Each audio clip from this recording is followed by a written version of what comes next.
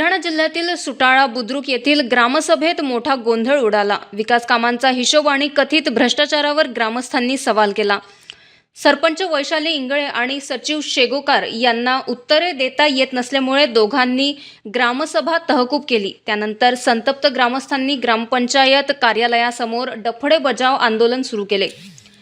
ग्रामस्थांनी लेखी उत्तरे न मिळाल्यास पुढील 2 दिवसात खामगाव पंचायत समितीसमोर काळे झेंडे घेऊन आंदोलनाचा इशारा दिला आहे। आमच्या गावात नियमाप्रमाणे आजपर्यंत कुठलीच ग्रामसभा भरली नव्हती आणि त्याच्यात काय ठराव झाले।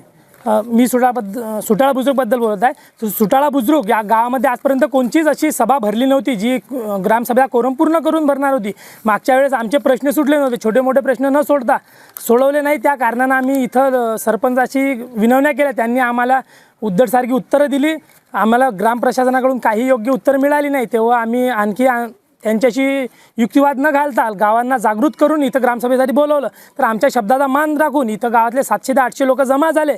तेव्हा आम्ही त्यांना गावातले प्रश्न मांडले, काही विचारणा केली असता आमच्या कुठल्याही प्रश्नाचं योग्य उत्तर न देता ग्रामप्रशासन, सरपंच साहेब आणि इतर सगळ्यांनी आम्हाला सांगितलं की ग्रामसभा संपली, आम्ही चाललो, तुम्हाला जे काय करायचं ते तुम्ही करून घ्या। तर आज एक नागरिक म्हणून मी हा प्रश्न विचारतो की जर गावाचा प्रथम नागरिक सरपंच जर म्हणत असेल की हे माझी जबाबदारीने टाळाटाळ करून निघून जात असेल, तर हे सर्व ग्रामस्थ आहेत, यांच्या प्रश्नांची उत्तर कोण देणार? तर असा आमच्यासोबत जो अन्याय झालेला आहे हा कदाचित झालेला संभाव्य भ्रष्टाचार आहे।